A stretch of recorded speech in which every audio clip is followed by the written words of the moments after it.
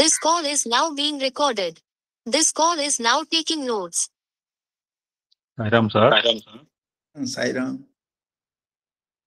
ఈ చివరి శ్లోకం ఎప్పుడు రాశారు సార్ మీరు?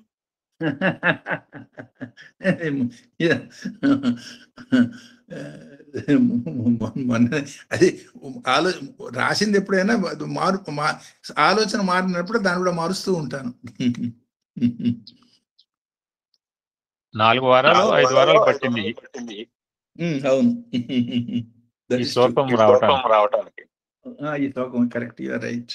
ఎస్ సార్, మీ వాయిస్ రీసౌండ్ అవుతుంది సార్ నాకు.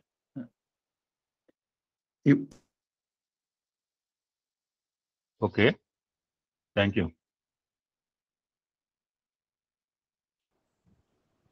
దాని పోయిన వారానికి ఎనలైజ్ చేస్తూ సులభతరం చేస్తూ వాళ్ళ టోటల్ కాన్సన్ట్రేషన్ అంటే మీరు బాల వికాస్ పిల్లలకి ఏ విధంగా ఇప్పుడు ప్రజెంట్ డే సిచ్యువేషన్లో ఏ విధంగా వాళ్ళకి మనం స్వామి యొక్క అవతార తత్వం గురించి కావచ్చు, లేదా పాత అవతారాలు కావచ్చు, అవతారంలో జరిగిన సంఘటనలు కావచ్చు, అవతార ప్రకటన కావచ్చు, ఎందుకు చేయాల్సి వచ్చింది, గత అవతారాలు ఎందుకు చేయలేదు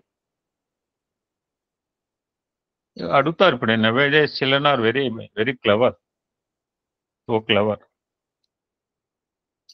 కానీ మీలాంటి వారు బాల వికాస్ శిక్షణలో వస్తే చాలా బాగుంటుంది సార్. మన ఆర్గనైజేషన్ వాళ్ళకి ఎందుకు ఆలోచన రావట్లేదు మాకు తెలియదు. ఎప్పుడైనా మనమే పెడదాం సార్, కోటేశ్వరరావు గారు సార్ చేత బాల వికాస్ శిక్షణ ఒకరోజు పెడదాం సార్. సార్ అలాగే ఒక కార్యక్రమం మొత్తం కూడా ట్రైనింగ్ ప్రోగ్రామ్ లాగా అన్నమాట, పిల్లలకి ఏం చెప్పాలని చెప్పి. ఇంతకుముందు మన కాలంలో 2-3 చేసాం మనం. అవును సార్, బ్రహ్మరామ గారి సారథ్యంలో చేసి, అలా కాకుండా how to project this Bala Vikas syllabus ని పిల్లలకి ఎలాగా సార్కు బాగా తెలుసు. సారు సారథ్యంలో నేను చూశాను మొన్న, I was there little time at Kothagudem. సార్ని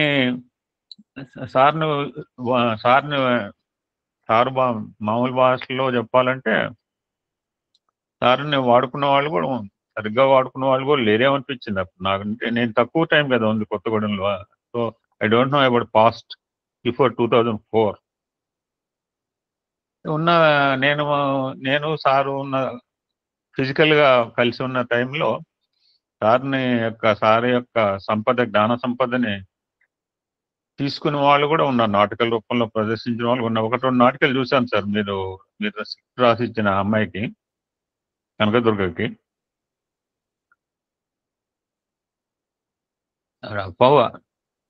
పోయిన దానికి సులభతరం చేస్తా అని చెప్పి ఎప్పటికప్పుడు జటిలమే అవుతుంది sir. Subject become very difficult, not easy to digest.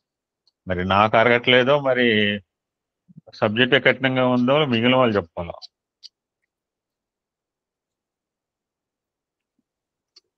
మళ్ళీ అవతార ప్రకటనని దీపావళి అంతర్యార్థం, మళ్ళీ అష్టమూర్తి తత్వంతో పాటు యొక్క ఈ 10 మంత్రాలు 8+2 అంటే మీకు ఎంతగా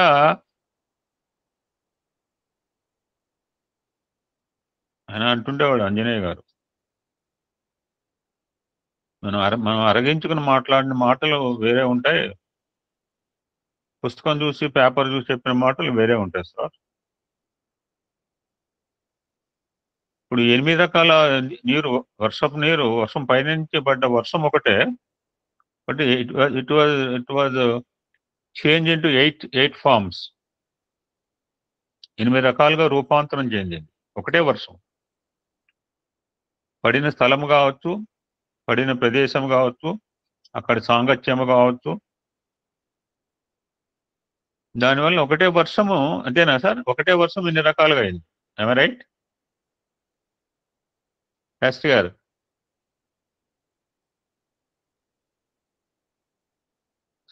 సార్ మాట్లాడండి సార్. అవునా కోటేశ్వరరావు గారు? అవును సార్, అవునండి. పడ్డ వర్షం ఒకటే.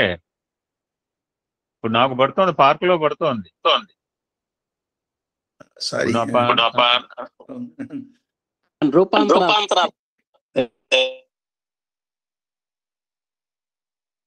some resound is coming.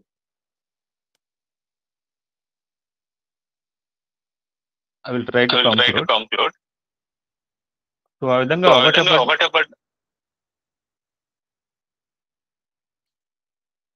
ఒకసారి రీసౌండ్ వస్తుంది ఎక్కడి నుంచో.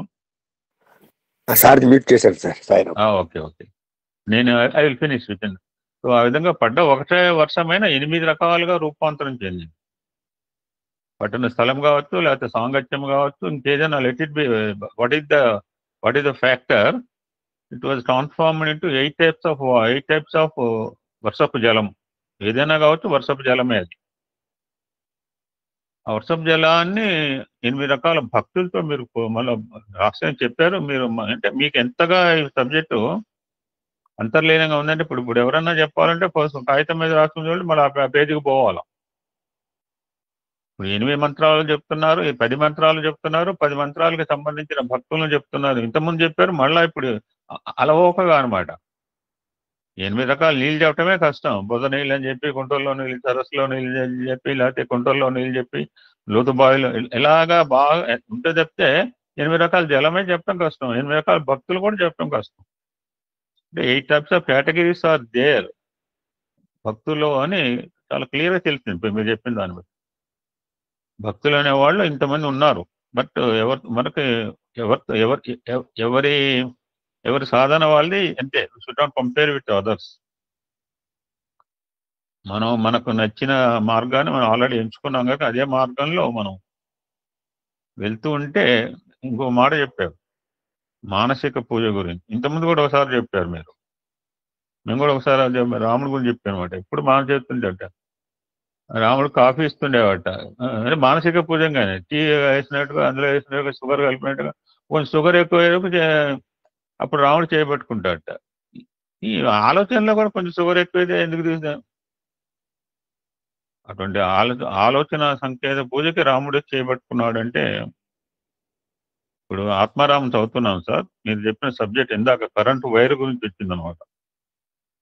లోపల కాపర్ వైర్ ఉంటుంది. కాపర్ వైర్ ఉంటేనే ఎలక్ట్రిసిటీ ప్రొడ్యూస్ అవుతుంది. ఒకటి కాపర్ వైర్ పెట్టి ఒకటి పైన కవర్ ఉన్న వైర్ రబ్బర్ వైర్ పెడితే ఎలక్ట్రిసిటీ విల్ నాట్ బి, మనకు బల్బ్ వెలగదు. వెలగాలంటే పైన వైర్ తీసి వెలగాలి. పైన వైర్ అనేది సేఫ్టీ పర్పస్. సో పై వైర్ ఏంటో లోపల వైర్ ఏంటో చాలా అద్భుతంగా చెప్పారు ఆత్మారావు. మీరు ఇందాక కరెంటు వైర్ అంటే నాకు అది గుర్తొచ్చింది సబ్జెక్టు. నిన్న అవతార వైభవంలో నిన్న మేము ఒక సంఘటన చదువుతుంటే చాలా పెక్యులర్గా అనిపించింది సార్.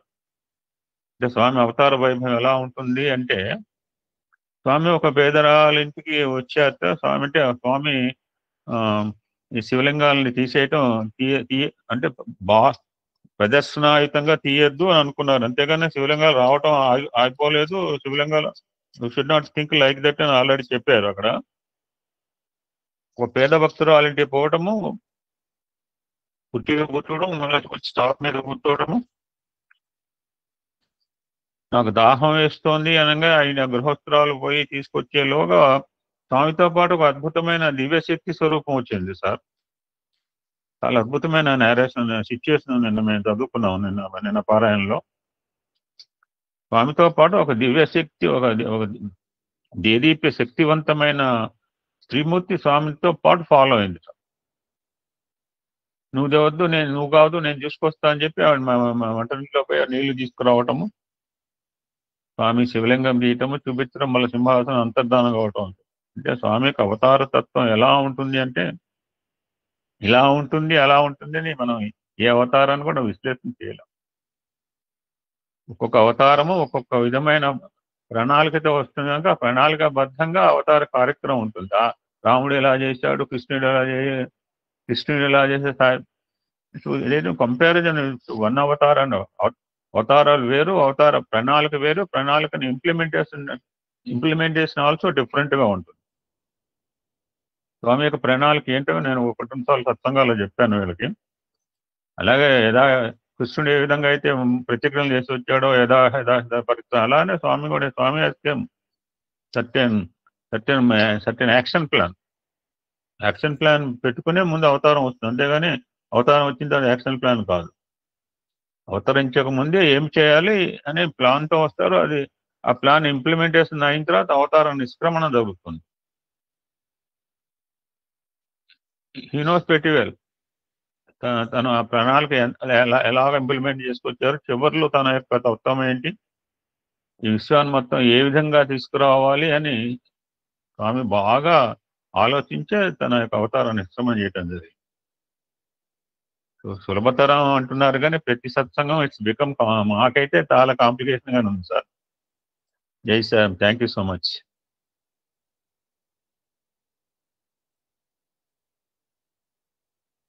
జీల సరస్వతి గారు, సాయిరామ్. సాయిరామ్ సాయిరామ్. ఓం శ్రీ సాయిరామ్. స్వామికి నమస్కరిస్తూ బ్రహ్మర్షి అక్క ఇప్పుడు నీది నాది ఒకటే పరిస్థితి. నేను రాయట్లా, నువ్వు ఎప్పటి నుంచో రాయట్లేదు, నేను ఇప్పుడు రాయట్లా. కాదు బ్రదర్, మీరు నాకు చాలా సులభతరం చేశారు. మొత్తం రాయిపోయినా బ్రహ్మాండంగా చెప్పేశారు. శాస్త్రి గారు చెప్పిన విశేషాలన్నీ చాలా చెప్పేశారు. అసలు నేను ఇవాళ మాట్లాడదా అనుకున్నాను, ఎందుకు సరే ఓపెన్ చేయాలనిపించింది. అదే ఇప్పుడు నా మైండ్లోకి ఎక్కిన విషయాలు మీరు చెప్పారు కాబట్టి నాకు ఈరోజు చాలా చాలా సులభతరం చేశారు. చాలా హెల్ప్ చేసినందుకు మా సోదరులకి హృదయపూర్వక ధన్యవాదాలు. అలాగే బ్రహ్మర్షి శాస్త్రి గారికి, శ్రీ మహాన్ శాస్త్రి గారికి హృదయపూర్వక పాదాబంధనాలు తెలియజేసుకుంటూ, ఇది రాసేవాళ్ళు అయితే చక్కగా రాసి చెప్తారండి. నాకు మేధస్సులో నా మైండ్లో మేధస్సు కాదు, నా మైండ్ నాకు అంత మేధస్సు లేదు, మైండ్లో ఉన్నవి కొన్ని చెప్తాను. క్రిత వారం వారు మనకి 3 సత్సంగాలు కలిపి చెప్పారు. ఈరోజు ముఖ్యంగా వారి సందేశంలో ఉన్న ముఖ్యమైన విశేషం ఏమిటంటే, బాల వికాస్ చెప్తున్నప్పుడు బాల వికాస్ విద్యార్థులు గురువుల్ని చాలా చాలా చాలా క్వశ్చన్స్ వేస్తారు. అందుకని మనం ఏ అవతారాన్ని కూడా చిన్నగా చేయకూడదు. ఏ అవతార లక్ష్యం ఆ అవతారమే. అది ఈరోజు 7వ అనువాకం గురించి చెప్తూ, స్వామి అవతార ప్రకటన గురించి చెప్తూ, తర్వాత 3వది దైవ లక్షణాలు, ఆ లలితా పరమేశ్వరి అవతారం గురించి, స్వామి అవతారం గురించి చెప్పారు. ఈ విధంగా మన బ్రదర్ సోదరులు చెప్పారు, గీతలో అవతారం ఎప్పుడు వస్తుంది, ఎలా వస్తుంది, యథా ధర్మస్య గ్లాని వార్త అభియుద్ధానమస్య అనే విధంగా గీతలో కృష్ణ పరమాత్మ చెప్పినట్టుగా ఈ స్వామి వచ్చిన అవతార ఉద్దేశం ఏమిటి, యజ్ఞము అని చెప్పారు. యజ్ఞము అంటే ఇక్కడ స్వామి యజ్ఞం చేయడం కాదు, మనందరినీ మన మనస్సులో మేధస్సు యజ్ఞం చేయించి మన్ని ఉన్నత స్థితి నుంచి ఉన్నత స్థితికి తీసుకువెళ్ళాలని వారు చెప్పిన దాంట్లో నాకు అర్థమైంది. తర్వాత ఈ కాలాన్ని గురించి చాలా చక్కగా చెప్పారు. కాలాయ నమః, కాలాయ నమః అని చాలాసార్లు ఇక్కడ చెప్పుకోవడం కూడా జరిగింది కాబట్టి కొంచెం బుర్రలో ఉన్నాయి. కాలము భగవంతుడే, కాలాన్ని నియంత్రించేది భగవంతుడే. కాబట్టి ఈ కాలానికి మధ్యన సంధి కాలంలో, అంటే సంధి అనేది, అందుకనే సంధి కాలం అంటే కొంచెం మనకి చాలా జాగ్రత్తగా ఉండాలంటారు. ఆ సంధి కాలంలోనే ఏదైనా విపరీతాలు జరగచ్చేమో అని నా అభిప్రాయం. వారు చెప్పిన దాన్ని బట్టి ఈ యుగ సంధిలో ఈ అవతారం వస్తుందని చెప్పి ఇప్పుడు కలియుగం గురించి తెలియజేస్తూ 4,26,000 4,50,000 చెప్పారండి. సగం అయిపోయింది. అయితే స్వామి 11,000 సంవత్సరాల్లో స్వామి చెప్పినది 2 పార్ట్లు పూర్తయి 3వ సంధిలో మనకి ఈ జ్ఞానావతారంగా భగవాన్ సత్యసాయి నాథుడు షిరిడి సాయి అవతారం తర్వాత సత్యసాయి అవతారం వచ్చిందని వారు తెలియజేసినట్లుగా నాకు అర్థమైంది. తర్వాత షిరిడి సాయి అవతారం గురించి తెలియజేశారు. ముఖ్యంగా అక్కల కోటకల మహారాజు గురించి చెప్పారండి. ఆయన దగ్గర భక్తుడు ఆ కత్తి పుచ్చుకోవడం, 14 సార్లు యుద్ధానికి వెళ్ళడం, దాన్ని ఆపడం, ఆఖరికి 15వ సారి దాన్ని ఏం చేశారు, దాన్ని వేసేసాడు. అంటే మన కాలవాసన అయినప్పుడు ఏ విధంగా ఉందని తెలియజేశారు. తర్వాత చంద్రశేఖర సరస్వతి త్రిలింగ స్వామి గురించి తెలియజేయడం జరిగింది. నడిచే దేవుడు, నడిచే శివుడని చంద్రశేఖర సరస్వతి త్రిలింగ స్వామిని అన్నారని నేను అర్థం చేసుకున్నాను. తర్వాత మనకి స్వాతంత్ర సమరయోధులు ఎంతోమంది ఉన్నారు. ఆ స్వాతంత్ర సమరయోధుల్లో లాల్ బహదూర్ శాస్త్రి గారి మరణం చెప్పారండి. మొన్న మోడీ గారి మరణం తప్పడము, లాల్ బహదూర్ శాస్త్రి గారి మరణం తాష్కెంట్లో విష ప్రభావం జరగడము, ఇవన్నీ కూడా కాల ప్రభావము. అంటే సమయం ఆసన్నమైనప్పుడు కాలం ఆగదు, దాని పని చేసుకుంటూ పోతుంది అనే విషయాన్ని నాకు అర్థమైంది. అయితే ఇక్కడ చెప్పింది ఏంటంటే మనం ఏం చేయాలంటే మన ధర్మాన్ని మనం ఆచరించాలి. ఏ విధంగా అయితే వర్షాకాలంలో చెట్లు చక్కగా నవనవలాడుతూ ఉంటాయో, లేకపోతే విత్తనాలు మొక్కలు వస్తాయో, అదే విధంగా మనం ధర్మాన్ని, ఈ ప్రకృతిని చూసే మన ధర్మాన్ని మనం ఆచరించాలి అని తెలియజేయడం జరిగింది ఈ అవతార ప్రకటనలో భాగంగా. తర్వాత 2009లో స్వామి వేదం ప్రారంభించడము. అంటే ఎందుకు వరకు అంతవరకు ఉన్నారు స్వామి, ముందే చెప్పచ్చు కదా. అంటే అనుకూల సమయం ఆసన్నమైనప్పుడు, ఆ అనుకూల సమయం వచ్చినప్పుడు భగవంతుడు ఏం చేస్తాడంటే నాదాతీతుడు, అంటే నిర్గుణ నిరాకార స్వరూపుడు, నాదరూపుడు, అంటే నాదం అంటే మనకి సందేశాలతోటి మాటతోటి శరీరాన్ని ధరించి వచ్చేటప్పుడు ఏ విధంగా అయితే వస్తుందో అవతారం సందేహంలో వస్తుందని చెప్పారు. తర్వాత ఒక్క మానవులకే చంటి బిడ్డ చూడండి, 8 మాసాలు పూర్తిగా పెరిగి 9వ మాసంలో తల్లి నుంచి ఆ బిడ్డ ఏ విధంగా బయటికి వస్తుందో అలాగే స్వామి కూడా, భగవంతుడు కూడా అవతారం ఎత్తాడు అని చెప్పడం జరిగింది. తర్వాత ఏ అవతారము కూడా పనికిరాదు అని చిన్నది చేసి మనం పిల్లలకి తెలియజేయకూడదు.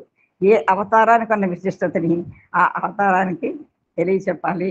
మనం బాల వికాస గురువులుగానే కాదు, మామూలుగా కూడా మనం ఇలా మాట్లాడుకున్నప్పుడు కూడా ఏ అవతారాన్ని కూడా కించపరచకుండా ఆ రాముడు వచ్చాడు కుటుంబంతో ఉన్నాడు అని కాకుండా రామ అవతార విశిష్టత ఏమిటి, కృష్ణావతార విశిష్టత, ఇలా అవతారాల విశిష్టతని బాల వికాస విద్యార్థులకి కాదు, మనంతా బాల వికాస విద్యార్థులమే, మనకంతా అర్థమయ్యేలా చెప్పాలి అనే విషయాన్ని ఈరోజు నాకు అర్థమైంది.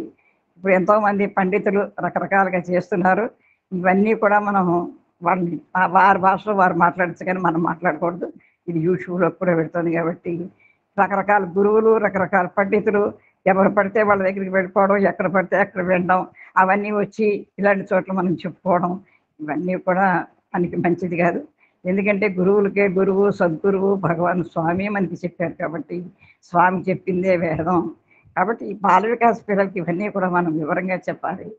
తర్వాత ఓం నమో భగవతే రుద్రాయ విష్ణువే, అంటే విష్ణుతత్వం సర్వవ్యాపకమైనది, రుద్రతత్వం చెలించనిది, అంటే లయం చేసుకునేది నాకు అర్థమైంది.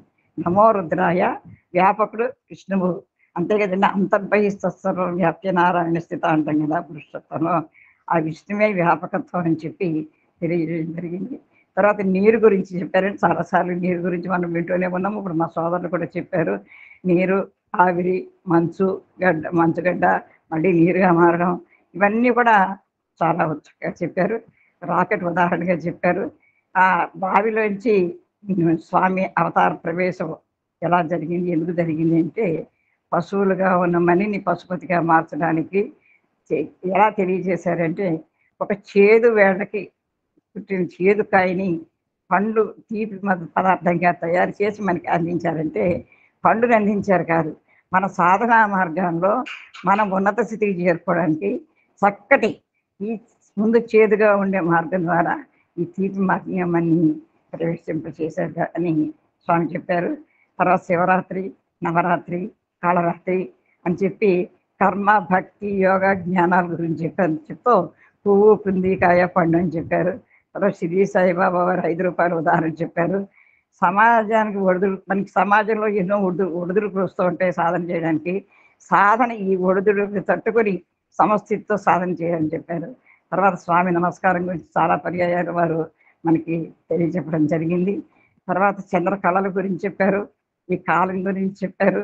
15 ఆరోహణ, 15 అవరోహణ, అంటే ఆరోహణ అవరోహణ, పూర్ణిమ వరకు ఆరోహణ, తర్వాత అమావాస్య నుంచి ఆరోహణ, పూర్ణిమ నుంచి అవరోహణ చెప్పారు. పాడ్యంకి అగ్ని కొన్ని మాత్రం గుర్తున్నాయండి. పాడ్యంకి అగ్ని, విధికి శ్రీ దేవతలని, తదికి ఉమాదేవని, సవితికి గణపతి అని, పశ్చిమకి షణ్ముఖుడని, సప్తమికి సూర్యుడని, అష్టమికి అష్టమాతృకులని, నవమికి గరుడస్వామిని, దిక్పాలకుడిని, ఏకాదశి కుబేరుడని, మరి విష్ణుమూర్తి ద్వాదశి విష్ణుమూర్తిని, తర్వాత త్రయోదశికి ఎప్పుడని, ఈ విధంగా ఆఖరి చివరికి అన్నింటికీ అధిపతి పరమేశ్వరుడే అని చెప్తూ ఇది నీరు గురించి కూడా చాలా రకంగా చెప్పారు. వివేకానందుడి గురించి ఉదాహరణ చెప్పారు. చంద్రశేఖర్ సరస్వతి రవీంద్రనాథ్ ఠాగూర్ గురించి చెప్పారు. లలితా పరమేశ్వరి ఆ బ్రహ్మకీట జనని అనే దాని గురించి అంతవరకే చదివి ఊరుకున్నాం. అది కాదు, వర్ణాశ్రమ విధానిని అంటే ఈక్వాలిటీ కాదు ఈక్వాలిటీ కావాలి మన భారతీయ శాస్త్రంలో. నేను ఎమ్మెల్యే గారిలాగా చెప్పగలుగుతున్నా అని ఈక్వాలిటీ కాదు మనం చూపించుకోవాల్సింది, ఈక్వాలిటీ చూపించుకోవాలని చెప్పారండి. అదే మన భారతీయ శాస్త్రం చెప్తోంది. అష్టమూర్తి తత్వం చెప్పారు. ఈ అష్టమూర్తి తత్వం ఎప్పుడు పూర్తవుతుందంటే అందుకనే 9తో పూర్తవుతుంది, 9తో పూర్తవుతుంది. కాబట్టి 8 రకాల సాధన చేసి సాధనా పరంగా 9 పూర్ణ సంఖ్య. అందుకనే నవమాసాలు పెరిగి పూర్ణమైన తర్వాత బయటకు వస్తాడు. మట్టి గురించి, అగ్ని గురించి, పరమేశ్వరుడు గురించి, అష్టతత్వం గురించి, విశ్వం గురించి, విష్ణుతత్వం గురించి, సాధన గురించి, నీరు గురించి, కాలువల మీద నీరు, అవన్నీ ఇప్పుడు చెప్పేశారు. కాబట్టి వద్దండి, ఇంకా మాట్లాడేవాళ్ళు ఉంటారు. కాబట్టి ఈ విధంగా ముందుగా సత్వ రజతమ గుణాల గురించి, ఈ ప్రపంచం అంతా కూడా సత్వ రజతమ గుణాలు ద్వంద్వాలకి తో సంబంధించిన ప్రపంచం. కాబట్టి మనం ఈ ద్వంద్వాలని రజోతమ గుణాలని వదిలిపెట్టి సత్వగుణంలో ప్రయాణం చేసి శుద్ధ సాత్వికం మీద ప్రయాణం చేయాలని ఆ విధంగా శిశువు జననం గురించి కూడా చెప్పారు. ముద్దుల గురించి కూడా చెప్పారు. పోస్చర్స్ మొట్టమొదటి బటన్ వేరు చూపు వేరుతో పెట్టేది జ్ఞానముద్రని, సంపూర్ణత్వాన్ని సంకేతం అని ఈ విధంగా చెప్పారండి. ఇదంతా కూడా నిరాకార తత్వం గురించి చెప్పారు. మరి ఒక్కటే కాదు, స్వామి చాక్లెట్లు విసరడం చెప్పారు. ఒక చాక్లెట్ ఒక్కొక్కరికి ఇవ్వకుండా ఇస్తారు కదా, అంటే సంపూర్ణ వర్షం కురిపిస్తారు స్వామి అనుగ్రహం మీద తెలియజేయడం జరిగింది. తర్వాత సముద్రం గురించి చెప్పారు. సముద్రం లోపల స్టెబిలిటీగా ఉంటుంది, అంటే కదలకుండా ఉంటుంది. పైన మాత్రమే అలలు కనబడతాయి. దాన్ని డీప్ డివోషన్ అని చెప్పారు. తర్వాత అగస్త్య మహర్షి లోపముద్ర గురించి చెప్పారు. ఆ ముద్రలు చాలా చెప్పారండి. కారు చెప్పారు, శ్రీకి చక్రాలు చెప్పారు. ఈ విధంగా చాలా విషయాలు ఇవాళ చెప్పారండి. ఇంకా చెప్పేవాళ్ళు ఉన్నారు. కాబట్టి పార్వతీ పరమేశ్వర కళ్యాణం గురించి కూడా చెప్తూ దానికి అందరి దేవతలు రావడం, అగస్త్య మహాముని వెళ్ళమన్నాం. ఇంతకీ ఇవన్నీ కూడా శ్యామ గురించి చెప్పారు. శ్రీ సేవతల సేవ గురించి చెప్పారు. చివరిగా మనం తెలుసుకోవాల్సింది ఏంటంటే, ఏ పని చేసినా ఏది చేసినా సాధనా పరంగా నేను చేయగలను అంటే డిటర్మినేషన్, దృఢ సంకల్పంతో సాధిస్తూ ఆ పరమేశ్వరి పాదాలు పట్టుకొని ఆవిడ చెప్పింది చూడండి. అజ్ఞానం తెలియక చెప్పినా పరమేశ్వర నా పాదాలు ఈ నెత్తి మీద అంటే ఆవిడకి అనుగ్రహం కలిగించాడు. కాబట్టి ఆ విధంగా మనం చక్కగా మన పాదాలని స్వామి నెత్తి మీద పెట్టడం, మనం తెలుసుకుని పాదాలను స్వామి నెత్తి మీద పెట్టడం కాకుండా స్వామి పాదాలను మన నెత్తి మీద పెట్టుకుని మన సాధనా మార్గంలో బ్రహ్మానంద స్థితికి వెళ్ళాలని చెప్తూ, డ్రస్సుని బట్టి మనిషి తత్వం మనం అంచనా వేయకూడదు. కాషాయ బట్టలు వేసుకున్నాడు కదా, వీళ్ళు మంచి లక్షణాలు ఉంటాయి అంటే అది మన భ్రమ మాత్రమే. కాబట్టి ఈ డ్రెస్ గురించి కూడా చెప్పి ఆఖరికి భారతంలో అర్జునుడు భీముడు గురించి చెప్పి భీముడు భక్తి గురించి చెప్పారు. చివరికి ఇదంతా ఎందుకంటే మన బ్రహ్మానంద స్థితికి చేరుకోవడం కోసమే దీన్ని మనకి తెలియజేశారు. అటువంటి చాలా విషయాలు తెలియజేసినటువంటి బ్రహ్మశ్రీ శ్రీ శాస్త్రి గారికి శిరస్సు వంచి పాదావందనాలు తెలియజేసుకుంటూ, మా ఆత్మీయ సోదరుడు శ్రీ ఎమ్మెల్యే గారికి కూడా హృదయపూర్వక సమ్మానం తెలియజేసుకుంటూ, నాకు తెలిసినవి నేను విన్నవి నా మనసులో గుర్తున్నవి మాత్రమే మీ ముందుంచాయండి. ఇంకా ఏమైనా ఉంటే ఎవరైనా పూర్తి చేయొచ్చు. నాకు ఈ అవకాశం ఇచ్చిన స్వామి హృదయపూర్వక నమస్కారాలు తెలియజేసుకుంటూ ఓం శ్రీ సాయిరామ్. సాయిరామ్. నమస్తే సాయిరామ్. బ్రహ్మర్షి శ్రీనివాస గారు చాలా హృదయపూర్వక ధన్యవాదాలు. నాకు ఒక డౌట్ వచ్చింది. ఇప్పుడు అర్జున భీమ కృష్ణ స్టోరీ చెప్పినారు కదా, మనసే అన్నట్టుగా మనసులో గార్డెన్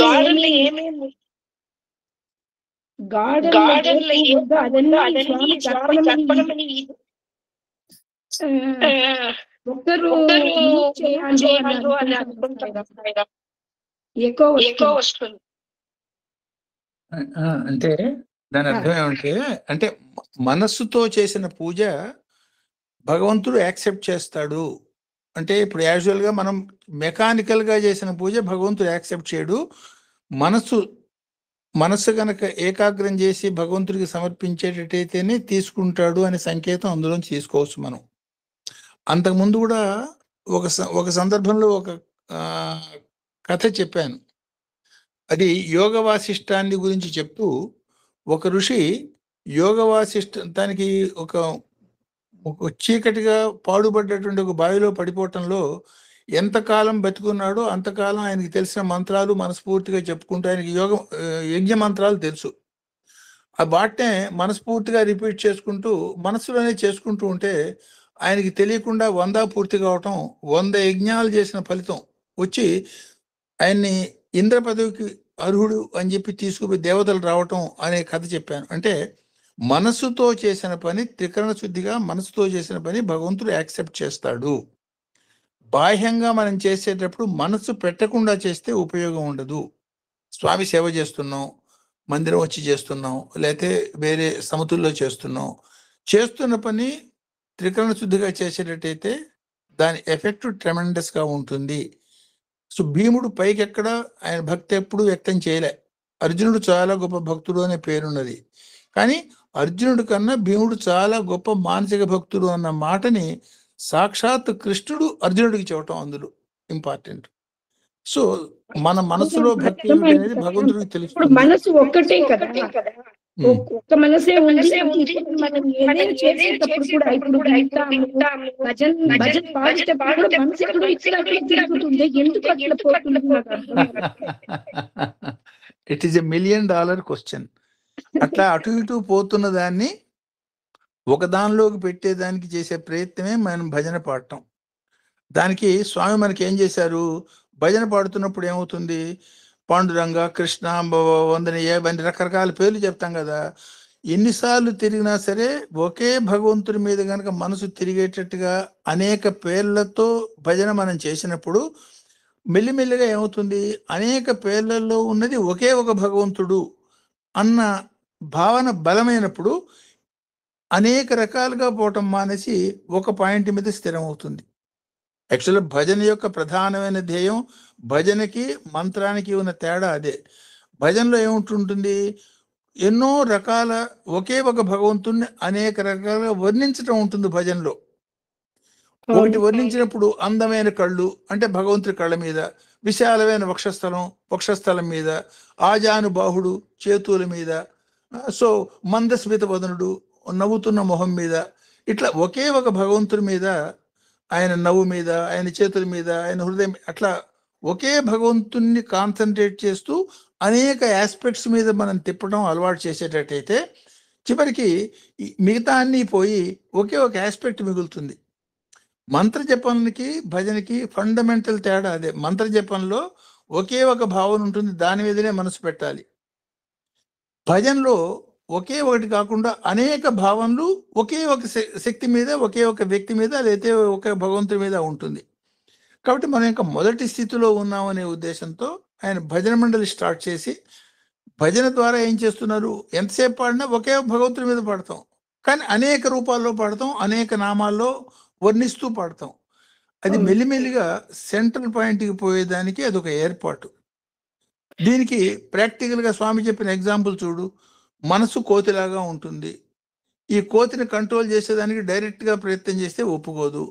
దాని ముందు ఒక కర్ర పెట్టి పైకి కిందకి పోయేటట్టు చేసేటట్టయితే ఆ కర్ర మీదకి, అంటే అన్ని చెట్లు ఎగరకుండా ఒక కర్ర మీద మాత్రమే అలవాటు అవుతుంది. అది మెల్లిగా స్థిరత్వం పొందుతుంది. అట్లా చెట్ల మీద నుంచి దూకేది కర్ర మీద నుంచి దూకేది మెల్లిగా మానేసి స్థిరంగా కూర్చోవటం. అట్లా మెట్టుగా మనసు యొక్క వేగాన్ని తగ్గించి స్థిరం చేయటం అనేది ప్రక్రియ 7 ఇప్పుడు రేపు రాబోయే మంత్రాల్లో ఇది వస్తుంది. అప్పుడు ఇంకా ఎక్కువ వివరంగా చెప్తాను.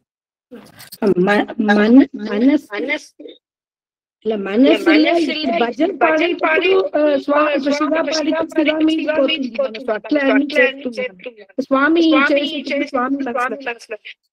బాకి పని చేసేటప్పుడు ఒక్క తాటు లేదు, ఎక్కువ తాటు వస్తుంది. ఒక్క మనసే కరెక్ట్, యు ఆర్ రైట్. ఇప్పుడు మన శరీరాన్ని ఒకసారి ఆలోచించు. భృకుటి అంటాం. భృకుటి అంటే కనుబొమ్మల మధ్యస్థానం కదా.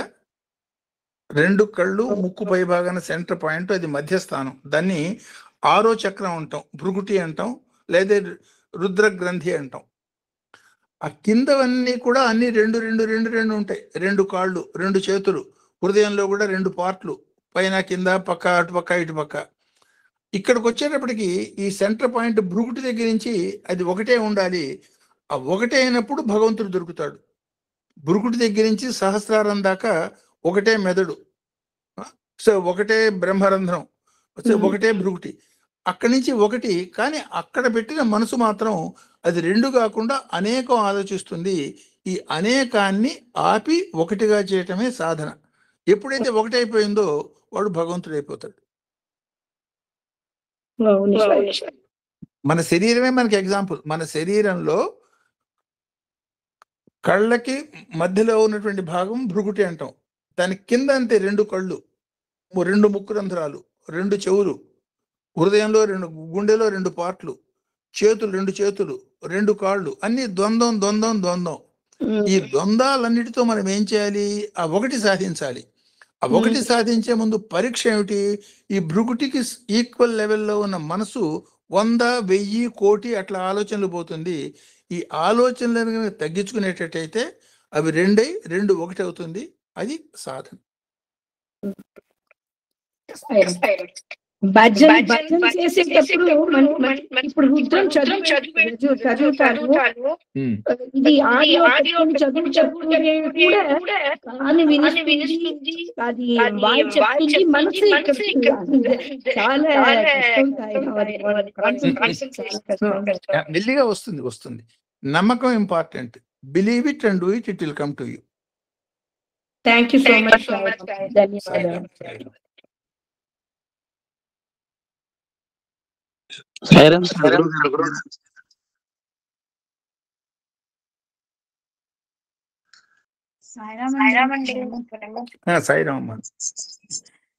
శాస్త్రి గారు, గురువు గారు, సాయిరామ్ అండి.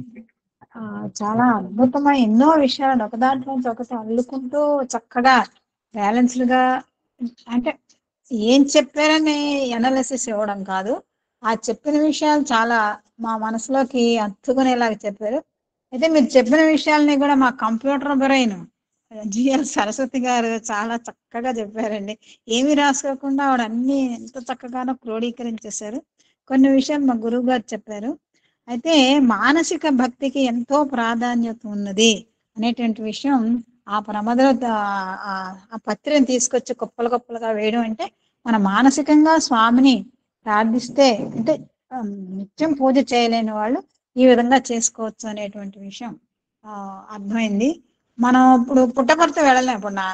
ఇప్పుడు కొన్ని సందర్భాల్లో వెళ్ళలేని వాళ్ళు, స్వామిని దర్శించలేని వాళ్ళు, ఒకసారో 2 సార్లు చూసిన వాళ్ళు చక్కగా అదే కళ్ళు మూసుకొని పుట్టపర్తి వెళ్ళిపోయినట్టు, వినాయకుడు, సుబ్రహ్మణ్యం, ఇవన్నీ కూడా మనం ఆలోచించి ఒకసారి దర్శనం చేసుకుంటే పుట్టపర్తి దర్శనం అయిపోయినట్టు అనేటువంటి దీంట్లో నేను అప్పుడప్పుడు చేస్తుంటాను, మానసిక ప్రదక్షిణ చేస్తూ ఉంటాను పుట్టపర్తి భగవాన్ సత్యసాయి బాబా వారికి. సో నా యొక్క అభిప్రాయం కరెక్టే అని చెప్పి మీరు భీముడి యొక్క విషయం తెలియజేస్తూ దానికి ఉటంకించినట్టుగా నాకు అనిపించింది. తర్వాత మీరు అనేక విషయాలు చెప్పారు. ఇంకా శాస్త్రంగా నాకు ఏ ఒక్కటి వదిలిపెట్టలో ఒకే ఒక్క విషయం వదిలిపెట్టినట్టుగా నాకు అనిపిస్తుంది. ఏమిటంటే we should not compete with others. వేరే వాళ్ళతో మనం పోటీ పడకూడదు, మనకి మనమే పోటీ పడాలి. అంటే నిన్న నేను ఎలాగున్నాను, మొన్న ఎలాగున్నాను, ఈ వేళ ఎలాగున్నాను, రేపు ఎలాగ ఉండబోతున్నాను.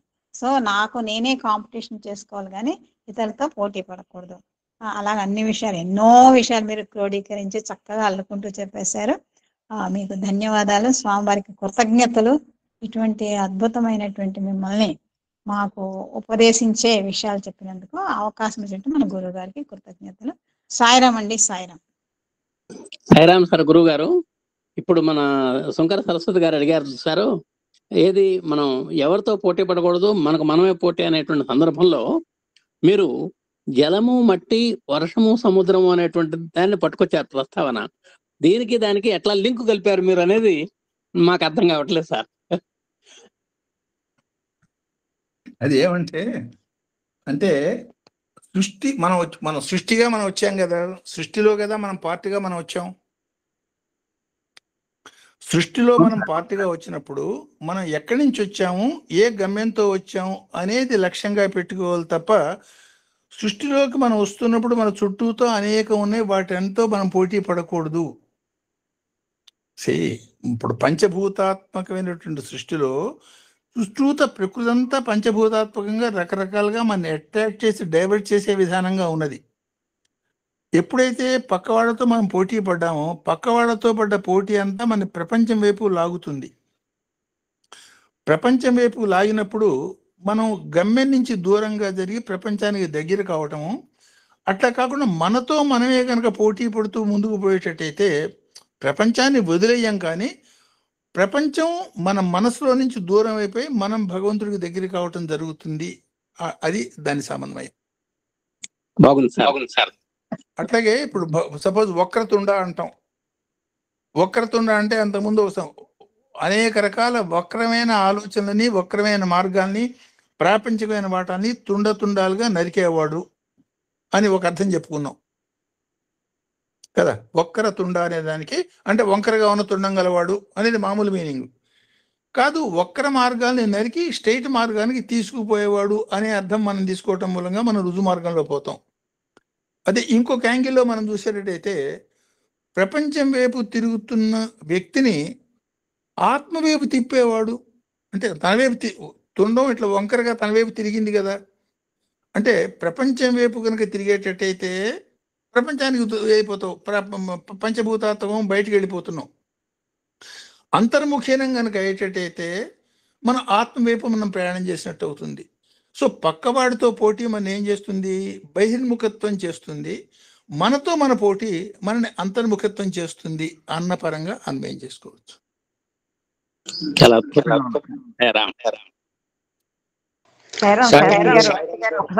ఒకసారి శాస్త్రి గారు మీకు పని చేయలేదు మీరు చెప్పిన దాంట్లో నేను లేదమ్మా, లేదు, అబ్సల్యూట్లీ చాలా కరెక్ట్ గా almost everything you have repeated. ఒక్కటి అది అని చెప్పిన రైట్ గా చెప్పింది. No, it went on very well. I mean చాలా బాగా గుర్తుపెట్టుకున్నారు.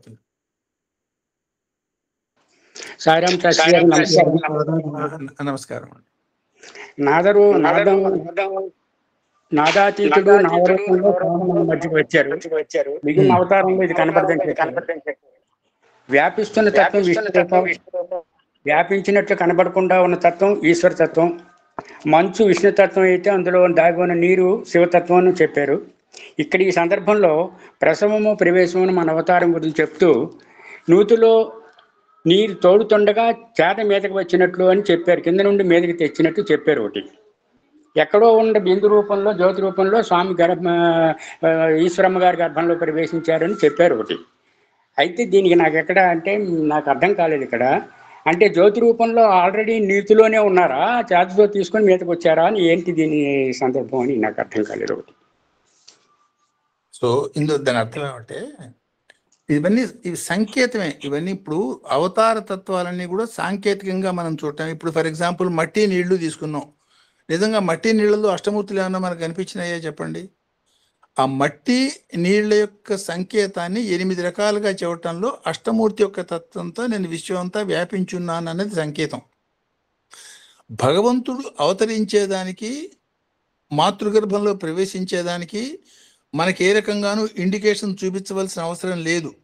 దేవకీ గర్భంలో ప్రవేశించినప్పుడు ఏ రకమైన ఇండికేషన్ తోటి వాళ్ళకి భక్తులకు చూపించాడన్న దృష్టాంతం మనకి ఎక్కడ కృష్ణావతారంలో కనపడదు, రామావతారంలో కూడా కనపడదు. ఈ అవతారంలో తను అవతరించబోతున్న మాటని ఇప్పుడు ప్రసవమా ప్రవేశమా అని అడిగిన ప్రశ్నకి సమాధానంగా తను చెప్పకుండా తల్లిగారి చేత ఈ సమాధానం చెప్పించడంలో అది అర్థమైంది.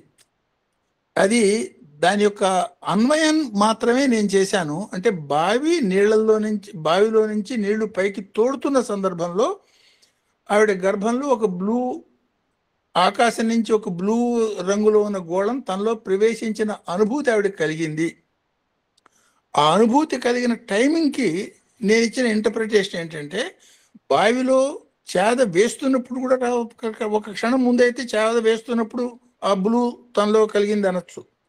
లేదు ఇంకొక 2-3 నిమిషాలు కనుక వెయిట్ చేస్తే బావిలో చేద బయటికి తీసుకొచ్చిన తర్వాత నేల మీద పెట్టిన తర్వాత ఆ బ్లూ లైట్ తనలో ప్రవేశించింది అనొచ్చు. అట్లా కాకుండా ఆ నీళ్లు తోడుతున్నప్పుడు ఆ బ్లూ లైట్ నాలో ప్రవేశించింది అని ఈశ్వరమ్మ చెప్పిన మాటకి నా ఇంటర్ప్రిటేషన్ ఏంటంటే భక్తుల్ని అంటే ఇప్పుడు సంసార కూపంలో పడ్డ భక్తుల్ని పైకి తోడేదానికి నేను నీ గర్భంలో ప్రవేశిస్తున్నాను అని చెప్పింది ఇంటర్ప్రిటేషన్ అనుకోవచ్చు. That is one. రెండోది నాదాతీతుడు భగవంతుడు. నాదానికి రూపం ఉంటుంది కానీ నాదాతీత స్థితికి రూపం ఉండదు. నిరాకార పరబ్రహ్మ నాదాతీతుడు. ఆయన సాకారంగా మన భూమి మీదకి మన మధ్యలోకి అవతరించేటప్పుడు ఒక ఆకారాన్ని ధరించి వస్తాడు. ఆకారాన్ని ధరించడం అంటే అది నాదం.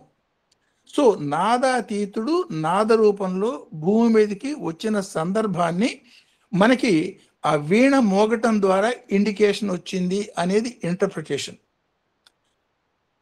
ఎందుకని భగవంతుడు పుట్టినప్పుడు స్వామి పుట్టంగానే స్వామి పుట్టుకతో పాటు పైన ఎక్కడో మూత పెట్టి ఉన్నటువంటి కవర్ చేయబడినటువంటి వీణానాదం వినిపించింది, వేరీనాదం వినిపించింది అనే మాటలు మనం చూడొచ్చు పుస్తకంలో.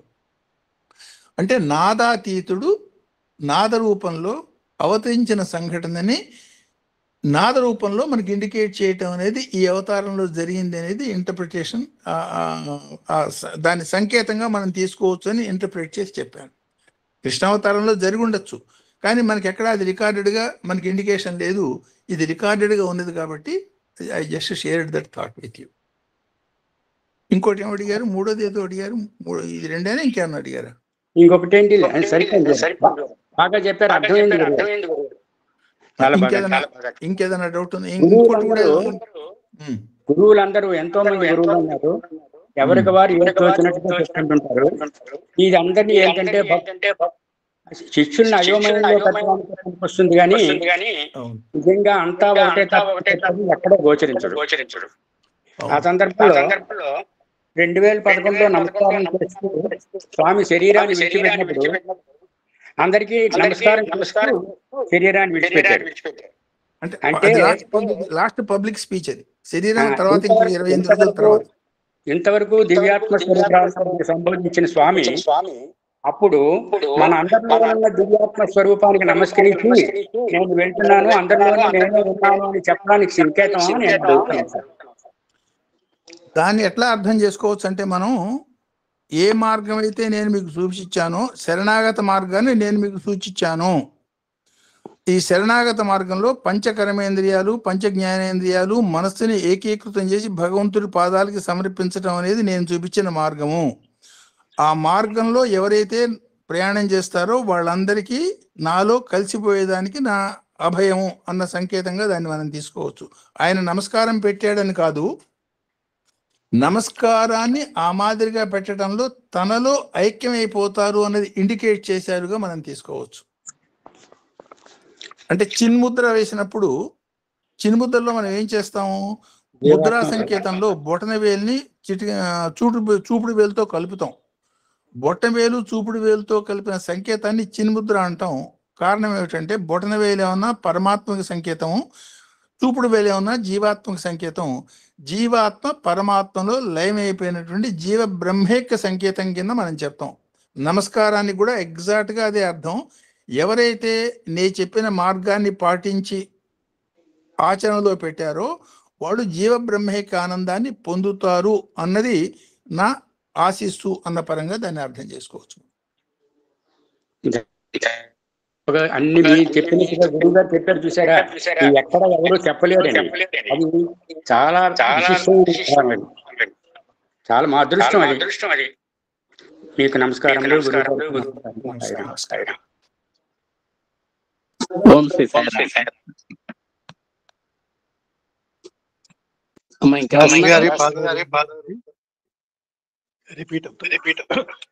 సాయిరామ్ అండి, మీరు చాలా సార్లు బాల వికాస్ పిల్లలు అనేటువంటి సందర్భాన్ని మాట్లాడారు. నిజానికి ఒక తార్కిక దృష్టి ఉంటేనే బాల వికాస్ తరగతి సమర్థవంతంగా ఉంటుంది కనుక తాత్విక దృష్టితోటి మనం పిల్లల దగ్గరికి వెళ్ళాలని చెప్పారండి.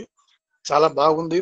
అట్లాగే ఈక్వాలిటీలో శ్రోత్రియ విద్యార్థులు అనే మాటకి రవీంద్రనాథ్ ఠాగూర్ వంటి వాడికే ఆయనకే డౌట్ వస్తే దాన్ని ఎలా చక్కగా విశదీకరించారో లలితా స్తోత్రం తీసుకుని స్వామి చక్కగా అర్థమయ్యేటట్టు చెప్పారండి. ఈ ఏకత్వం అనే దానికి ఒక 10వ సంవత్సరం పిల్లవాడికి కూడా ఏకత్వాన్ని అర్థం చేసేటట్లుగా అష్టమూర్తి స్వరూపాన్ని చక్కగా చెప్పారండి సాయిరాం. అలాగే ముద్రకి మనస్సుకి ఉన్నటువంటి రిలేషన్ చాలా, ఈ నమస్కార ముద్ర అనే దాన్ని ఎగ్జాంపుల్ గా తీసుకొని చెప్పారు. ముద్రకిను మన ఆలోచనకి అంత దగ్గర సంబంధం ఉన్నది అని చక్కగా చెప్పారండి. ఈ లోపముద్ర దీంట్లో మంచి, అలాగే డీప్ ఓషను డివోషను ఇది కూడా చెప్పారండి. తర్వాత మనకు బాగా అర్థమైంది మాత్రం తార్కిక దృష్టితోటి పాఠశాల విద్యార్థుల దగ్గరికి వెళ్ళండి అనేది బాగా మాకు అవసరమైనటువంటి దాన్ని తెలియజేశారు. ఈక్వాలిటీని తెలియజేశారు. అలా సాయిరామండి. అందరికీ సాయిరాం, అందరికీ నమస్కారం అండి. సాయిరాం సార్. సాయిరాం సార్. మాకు అత్యద్భుతమైన